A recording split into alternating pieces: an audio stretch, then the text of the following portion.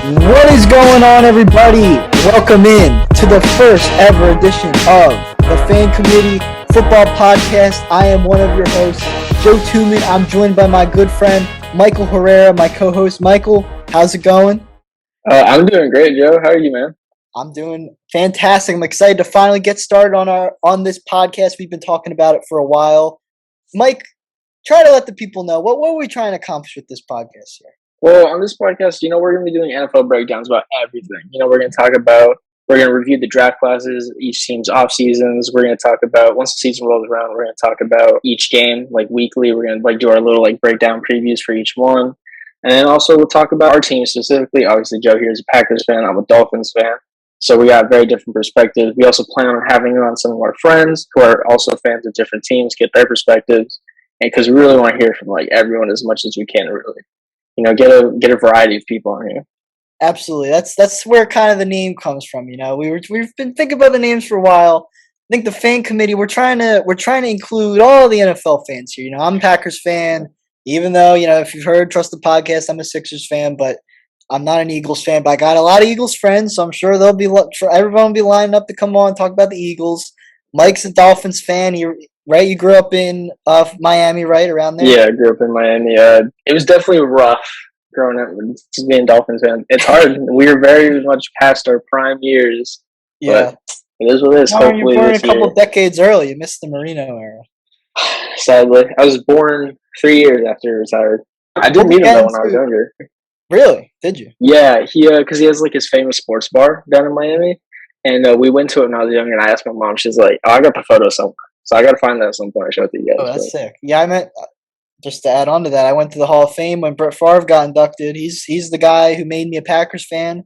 I got his autograph. I got to meet him. Signed jerseys, hanging up in my basement. Love me some Brett Favre. Love me some Aaron Rodgers too. So we'll be talking about the Packers, I'm sure. But over the next few weeks, we'll be doing our previews for a lot of the NFL teams, really all of them, before the season begins. We'll be doing our preseason predictions, stuff like that. But for today, in this first edition of the podcast, we want to talk about one of the biggest stories in the NFL right now that broke yesterday, when we're recording this. That's Kyler Murray's big extension with the Arizona Cardinals, $230 million over 5 years, $160 million guaranteed. Mike, what are your thoughts on this contract extension for the Cardinals here? My first thought when I saw it was, wow, that's a lot. But also the problem is nowadays that you're always going to have to pay your quarterback an exorbitant amount of money if they're even decent. And Kyler is a pretty good quarterback. A lot of people would rank him high up there. And I don't blame him. I think Kyler definitely has shown that he can be one of the best quarterbacks in the league. He just hasn't put it all together.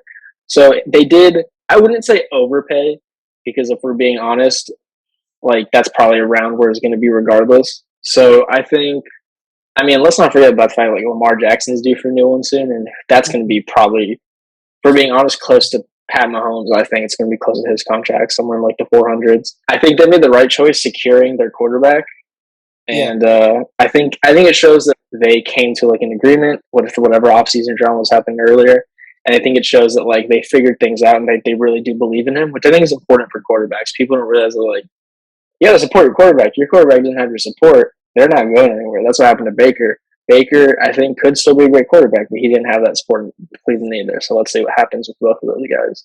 Yeah, I agree. And you mentioned Baker because we saw what the Browns paid for Watson, and that's a guy, not only did he have the off-field stuff, he still has the off-field stuff, but he also just, in general, missed a season of football. He just missed time. Chose not to, especially, which is... Right, no matter what. I would definitely question his commitment to the game. Because, you could say, you could say it was a contract dispute, but, yeah. So we saw Kyler, he was making some waves on social media with some cryptic messages earlier in the offseason. Kind of odd. And a lot of people were kind of making fun of him because this is coming off his horrific performance against the Rams. And then he was teasing that he wanted out, and everyone's like, well, you're the one who played terribly. What do you expect the Cardinals to do here? But now they do agree to the contract extension. So I agree with you. All these teams that have these franchise quarterbacks are going to have to pay that heavy price. But, when I look at the Cardinals, we can save most of the analysis for when we do a Cardinals preview in general. But just off the top of your head, do you think, like, what do you expect of the Cardinals? Do you think they're gonna regret this contract? Do you think Kyler is worth that money? I think Kyler. I mean, I would say they overpaid him a bit. Like they definitely. I would have tried to get it like lower, like at least 10, 20 mil. But it is what it is. The 160 million guarantee. That's not terrible. Like I feel like that could be a lot worse. We could have seen a lot more from them, especially Yeah. with the way he was being a little bit of a diva early in the offseason. I feel like that could have been a lot heavier of a guarantee signing. But I think they made the right choice. They locked him up for 6 years. That's pretty smart. Or is it five? Because we're running into It was 5. 2023 You have season. to It's factor five because in, we're going into 2023. Yeah, right, you have to factor in the extra year. He's already under contract. yeah. But I honestly, I think that it not only shows that the like the organization's backing him, but that he also has faith in the organization that they're going to do right by him, which I think is a step in the right direction if that's what's happening. Because if we're being honest, the Cardinals, I don't think they're that great of a roster right now. Did he play terrible in the playoff game? Yeah, for sure. It wasn't just him. Like it Yeah, was the whole team. right. I agree. Because the thing I say about Kyler is like, I don't think he's bad by any means. I can't tell if I think he's overrated or if I just think the Cardinals are just not run as strongly as they could be. Cliff Bad. Kingsbury, I think everyone's at this point we know what Cliff Kingsbury is. Every season, his team starts hot on offense and they fizzle out. So Mm-hmm. is that just the coaching? Is that just the scheme? If he gets a Yeah, new coach that can better utilize him and the weapons, will he be better? Because this guy was the number one pick in the draft. He's shown amazing potential. I mean, fancy football wise, everybody wants him because of that running ability. But in the real yeah. NFL, is what we saw in the Rams playoff game, the first playoff game of his career, is that how every team is going to be able to capitalize? Or was it just the Rams are that good? Or was it just Cliff Kingsbury isn't that good of a coach? I think this is maybe while I wouldn't want Kyler Murray as one of like the 5 or 6 best quarterbacks in the NFL, if you're Arizona, I think you had to do it. Like Yeah, there's not much other options. What are you gonna do? Let him yeah, go and then exactly. become a bottom dweller again? Yeah. Makes I sense. mean, the thing is, like, Kyler Murray, he's not top five, but like, he's top 10 if you put him at number 10. I feel like that's like somewhere around there. That's a fair Yeah, placement he's for him. hovering So around. yeah, I agree. you definitely got to pay him that money because you want to keep some semblance. Because I mean, like, ever since Carson Palmer left, and even Carson Palmer, like, he was pretty stable, and that's why they made the playoffs. They were a pretty good Right. team.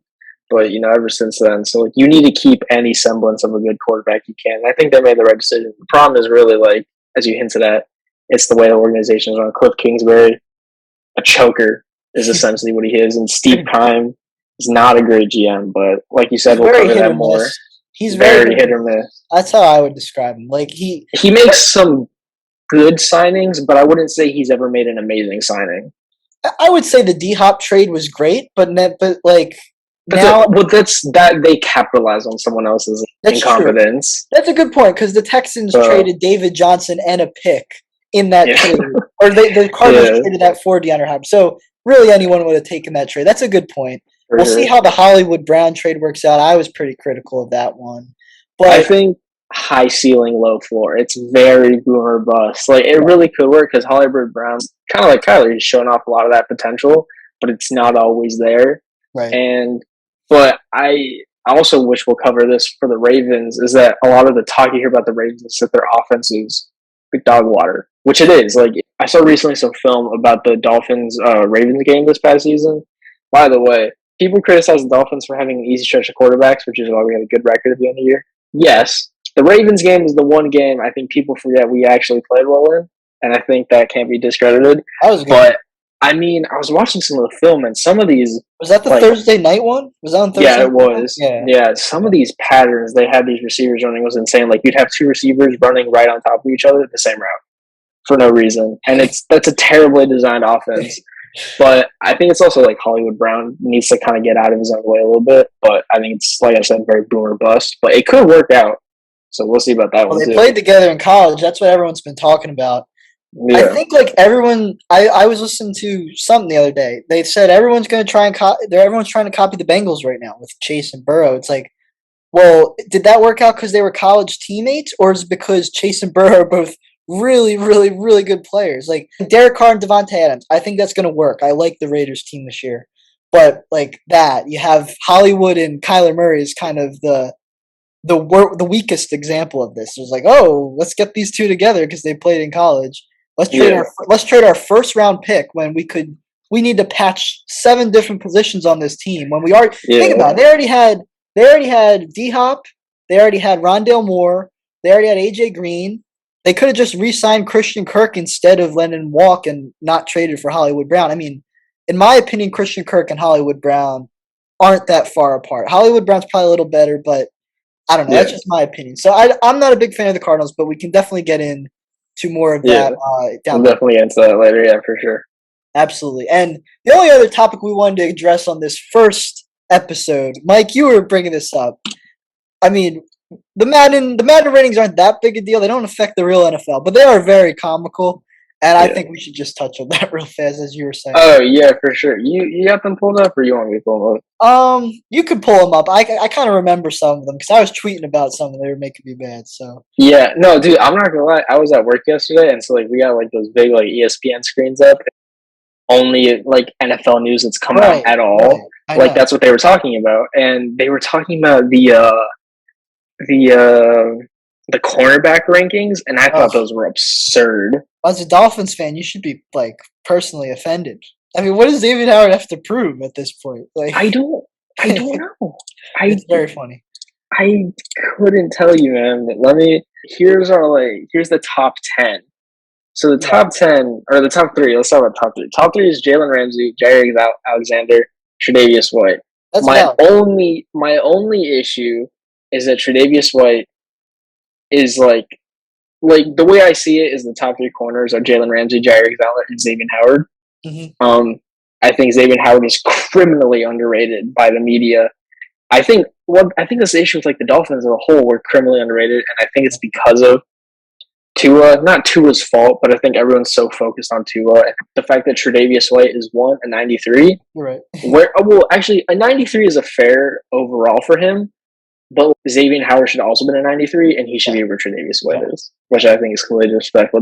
Madden's the opposite of 2K. 2K, I feel like 2K, as much as I don't like 2K either, they at least update the ratings. Where Madden just like if you were good 3 years ago, they give you the benefit of the doubt. Jamar Chase, Justin Herbert, who else?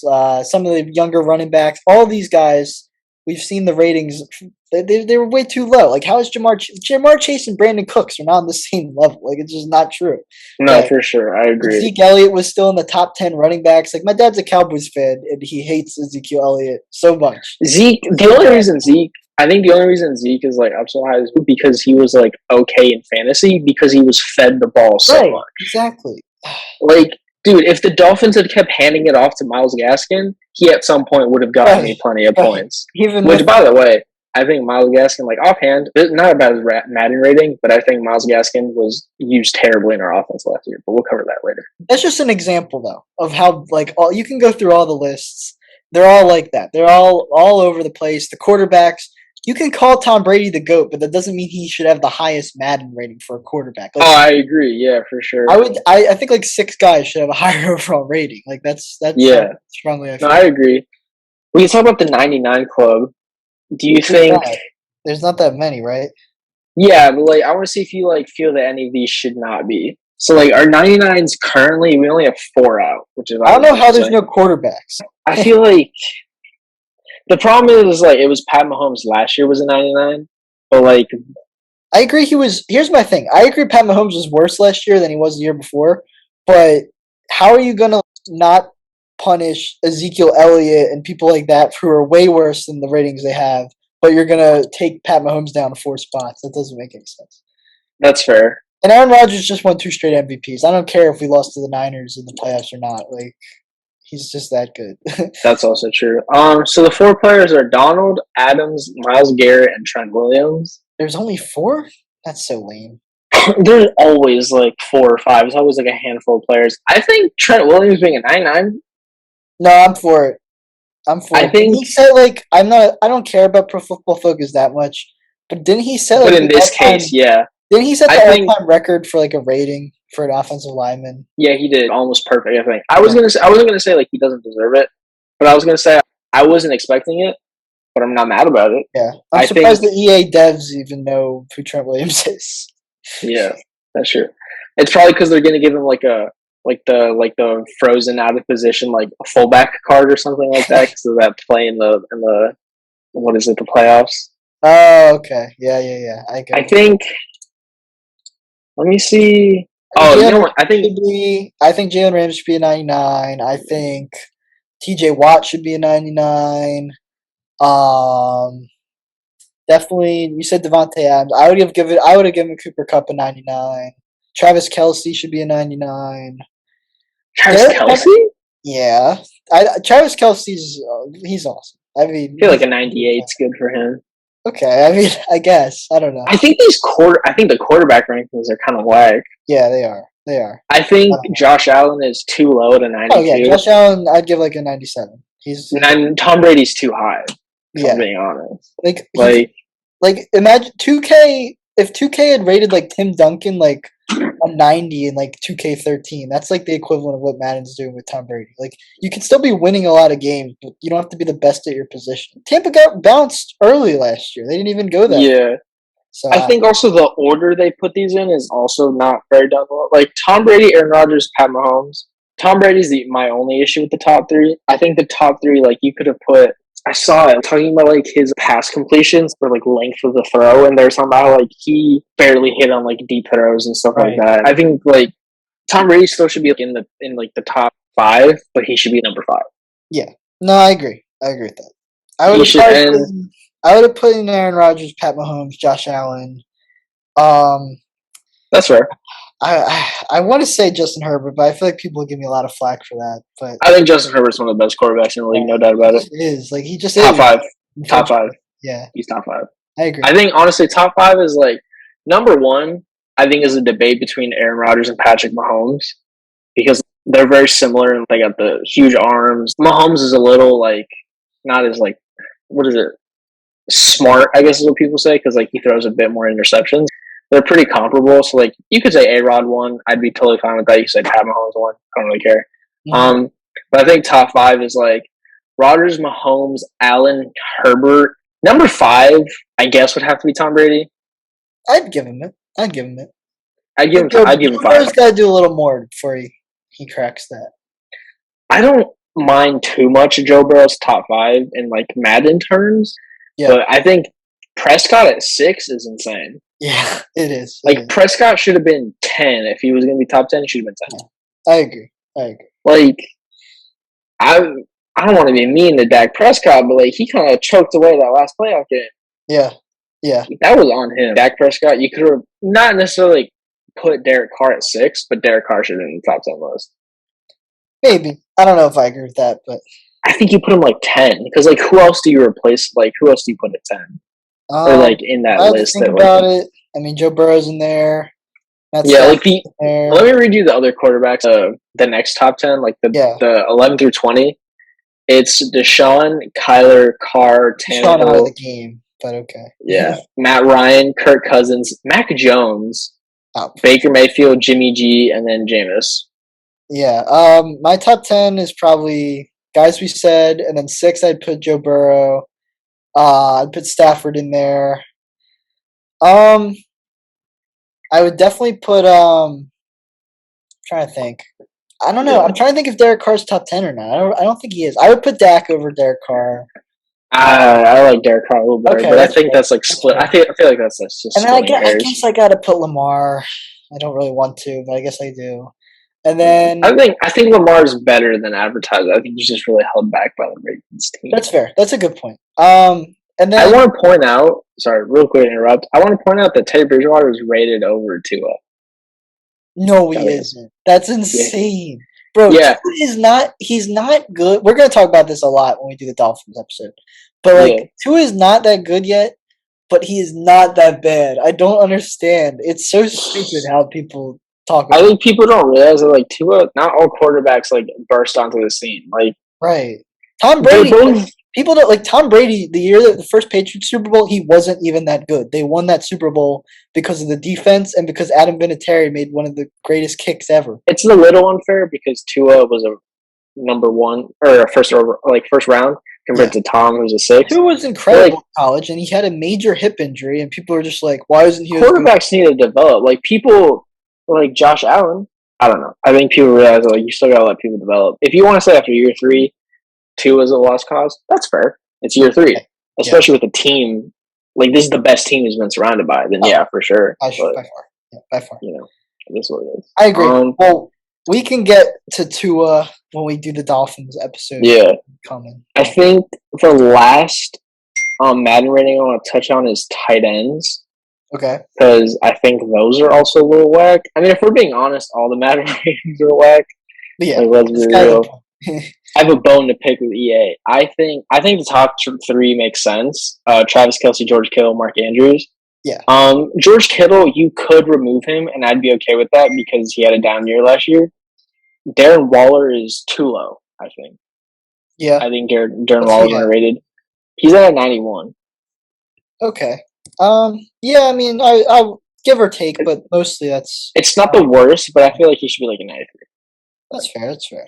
I think that, and this is where my bone to pick is, I think TJ Hawkinson and Kyle Pitts both being above Mike Gesicki is absurd. Well, no, I don't agree with Kyle Pitts. Kyle Pitts is way better than Mike Gesicki. I personally don't agree with that, but maybe that's just because I'm a Dolphins fan. But yeah, I don't think Kyle Pitts has proven that he's better than Gesicki yet. I don't think he's terrible. Like 1,000. Where's Gesicki's 1,000 yards? It was their only target, so of course he's gonna have a lot of yards. So like that's why, like me personally, I feel Kyle Pitts is great. Like, I think he's great. Will he probably be better than Mike Gesicki? Yeah. Mm-hmm. But like right now, I don't think he should be considered better than Gesicki, considering like there's a lot of extrapolating circumstances to consider. I think TJ Hawkinson over Mike Gesicki, though. I feel like if you disagree with me on that one, I do. This podcast has to end. I do disagree. Are you serious? I think they're about even. I don't know. Like Hawkinson over Gesicki, though, insane. I guess. I mean, they're about even. Yeah. He's an 89 compared to Gesicki an 86. Yeah, I mean, I would probably put them both like 87, 88. Yeah, that's probably what I. Well, I can get behind that, but I just can't get behind like I don't know. No, he's not substantial. He's not substantially better. I don't know. I guess it's like splitting hairs. The rest of it,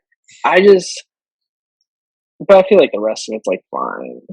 Yeah, I mean, tight end after. The tight ends are rated very low. Like once you get past the top like 6 tight ends, they kind of fall. Literally, the top 5 already has an 80 overall tight end. It's 89 or like an 80 in the 80s. Like your top 5 should be all 90s. Yeah, I agree with that. Kyle Pitts should be at least 90. I think.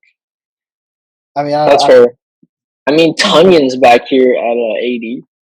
Tunyon, I love Tunyon, but like he's better on the Packers than he actually is. Like he had like 12 touchdowns on 44 receptions. He's just feeding off Aaron Rodgers' red zone targets. Like he's nothing special. I like him, but he's nothing special. Like I'm okay with that. That's fair. Yeah. No, I wasn't disagreeing. I was just pointing out where your tight end is. Because who's your other one? Josiah DeGuara? DeGuara, yeah. I don't know what we're gonna do with him. And then we got Big Dog, Mercedes Lewis. He's the oldest. He's just consistent. My man's just consistent. Like I'm surprised. He like every year I don't see him retire. I'm shocked. He's like Udonis Haslam with your Heat. Except Mercedes Lewis actually plays. So. Yeah, because Haslam's a coach. Yeah, Mercedes Lewis is playing. Right, you know, and like he's playing. He's blocking. He's playing tight end. He's playing football. He had the most catches he had in like 6 years last year with like 25. I mean, I think Mercedes Lewis is underrated. Yeah, he is. He's a very good blocking tight end. I think he's a pretty decent tight end for his age. Because he's almost 40. He's 38, bro. I just looked up. This man is 30. I thought he was 40, to be honest, but yeah. Yeah. No, I think the Madden Ratings are whack, but that's always... They are whack. That's what the truth is. Madden needs to get their act together. It's why I have not bought Madden in like 2 years. I haven't bought 2K since 2K19. These games need to get their act together, make some changes, make it more fun, maybe rate the players properly, and maybe we won't have to criticize you on the podcast again. So they really need to figure out a new way to make their ratings. Right. Get some new people watching the games for EA. Oh my god. All right. Yeah. That's going to do it for the very first edition of the Fan Committee podcast. Thank you very much for listening. We'll be back with episode 2 we're going to be jumping in to our preseason preview. Mike, what are two teams we're covering? We are covering the Bills and Dolphins next episode, and then the next episode after that, we're gonna do Jets and Patriots. Obviously, of course, finish out the AFC East, and we're gonna most likely have Joe's friend on. He's a Jets fan. I think he mentioned Dylan his Price. opinion on it. If you listen to Trust the Podcast, shout out my NBA podcast I do. He was talking some Lakers. A lot of negativity. I think Dylan's gonna be doing. He's gonna have some positive things to say about the Jets when he gets on here. So I'm looking forward to that. So other than that, thank you guys for listening. Have a great rest of your day. And other than that, we out of here.